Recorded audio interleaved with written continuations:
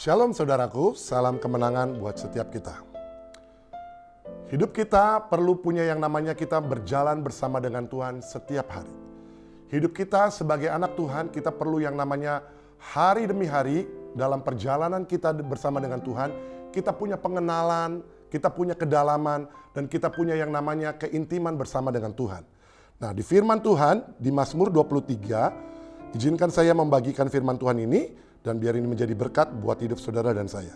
Alkitab bilang, Tuhan gembalaku yang baik. Mazmur Daud, Tuhan adalah gembalaku, takkan kekurangan aku. Ia membaringkan aku di padang yang berumput hijau. Ia membimbing aku ke air yang tenang. Ia menyegarkan jiwaku. Ia menuntun aku di jalan yang benar oleh karena namanya. Sekalipun aku berjalan dalam lembah kekelaman, aku tidak takut bahaya sebab Engkau besertaku. Gadamu dan tongkatmu itulah yang menghibur aku. Engkau menyediakan hidangan bagiku di hadapan lawanku. Engkau mengurapi kepalaku dengan minyak, pialaku penuh melimpah. Kebajikan dan kemurahan belaka akan mengikuti aku seumur hidupku. Dan aku akan diam dalam rumah Tuhan sepanjang masa. Kita tahu ini adalah mazmur yang cukup terkenal, mazmur yang cukup menjadi legend buat setiap kita orang percaya. Mazmur yang dimana kita tahu bahwa ini adalah perjalanan Raja Daud, perjalanan Daud waktu dia menggembalakan kambing domba dan dia punya yang namanya pengiringan kambing domba tersebut sambil menyanyikan mazmur demi mazmur yang dia catat, yang dia ciptakan. Itu hasil dari yang namanya pengenalan, berjalan bersama dengan Tuhan di padang gembala pada waktu itu. Saya percaya ini adalah berkat Tuhan juga buat setiap kita. Kita perlu yang namanya hari-hari ini kita punya pengenalan akan Tuhan lebih lagi. Nah, Alkitab bilang begini, Tuhan adalah gembalaku, takkan kekurangan aku. Waktu kita sadari bahwa Tuhan adalah gembala, mari pastikan hidup saudara dan saya kita adalah domba-dombanya. Alkitab bilang domba-dombaku mendengarkan suara gembalanya. Artinya waktu kita adalah domba di hadapan Tuhan, kita adalah kawanan gembala dan kita mendengar suara gembala agung kita. Jangan menjadi Kristen kambing. Domba dengan kambing itu memang mirip, tapi sebenarnya punya perbedaan yang cukup signifikan. Kita tahu di Timur Tengah, dalam yang namanya penggembalaan kambing dan domba, itu beda caranya, strateginya. Kalau kalau kambing, itu gembalanya itu ada di belakang, kambingnya di depan, saudara. Kambingnya di depan. Dan apa yang terjadi? Maka sang gembala tersebut, dia akan menggiring kambing tersebut untuk berjalan ke depan. Dan semua kambing akan digiring pakai tongkatnya. Tetapi beda dengan domba. Domba adalah hewan yang dimana penggembalaannya caranya beda. Gembalanya di depan dan dombanya di belakang. Dan gembalanya setiap kali angkat tongkat, gembalanya berjalan, maka domba-domba tersebut mengikuti gembalanya. Itulah perbedaannya. Artinya kambing itu adalah masih yang namanya susah diatur. Nah, tapi kalau domba, dia mendengar arahan yang namanya gembalanya untuk mengarahkan kemana mereka harus dijalankan. Nah, hari ini mari kita menjadi pribadi domba di hadapan Tuhan. Supaya apa?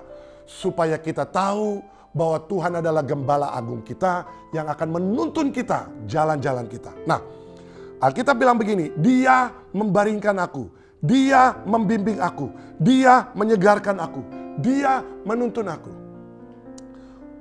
Dalam penggembalaan Tuhan dalam hidup kita sebagai domba-dombanya, maka ada yang namanya Tuhan akan baringkan, Tuhan akan bimbing, Tuhan akan menyegarkan, Tuhan akan menuntun.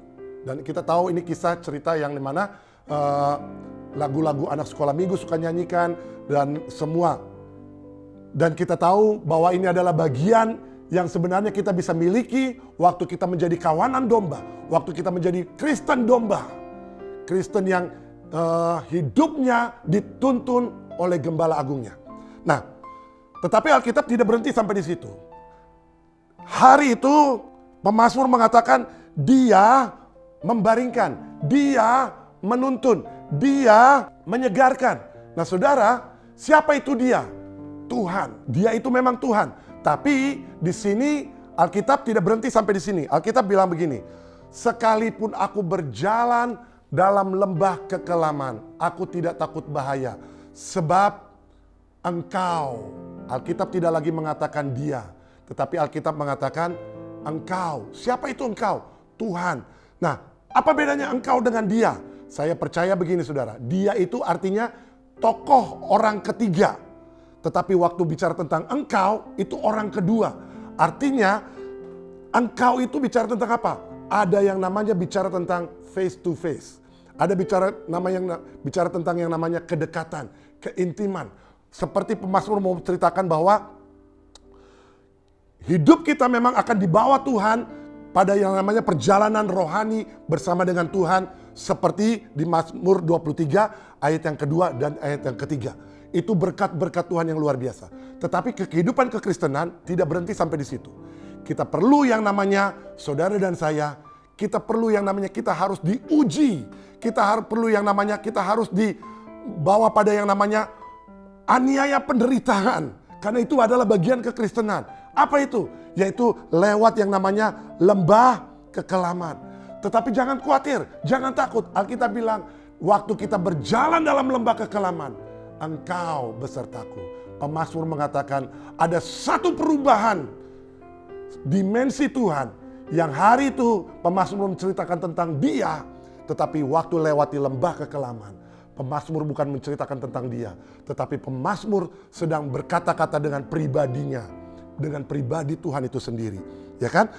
Oleh karena itu, kalau kita tahu bahwa hidup kita sepertinya sedang mengalami yang namanya lembah kekelaman, jangan pernah takut, jangan pernah gentar. Tuhan beserta kita, engkau besertaku, gadamu dan tongkatmu itulah yang menghibur aku. Engkau menyediakan hidangan bagiku di hadapan lawanku. Ada bicara tentang hidangan, itu selalu bicara tentang apa? Itu bicara tentang saudara dan saya makan sehidangan dengan Tuhan. Ada satu covenant, ikatan perjanjian yang kuat dan utuh. Yang mengikat hati dan hidup saudara dan saya di hadapan Tuhan. Lalu Alkitab bilang lagi, engkau mengurapi kepalaku dengan minyak, pialaku penuh melimpah. Ada pengurapan dari tempat yang maha tinggi, itu bicara tentang apa? Perkenanan Tuhan. Waktu hidup kita masuk dalam yang namanya lembah kekelaman, jangan takut. Itu ada yang namanya penyertaan Tuhan yang sangat kuat dan cukup kental. Kita bisa merasakan sampai di fisik kita. Dan kita percaya itulah Tuhan kita, Gembala Agung yang tidak pernah meninggalkan kita. Saya berdoa, mari jadilah pribadi yang senantiasa kita mau berjalan bersama dengan Tuhan.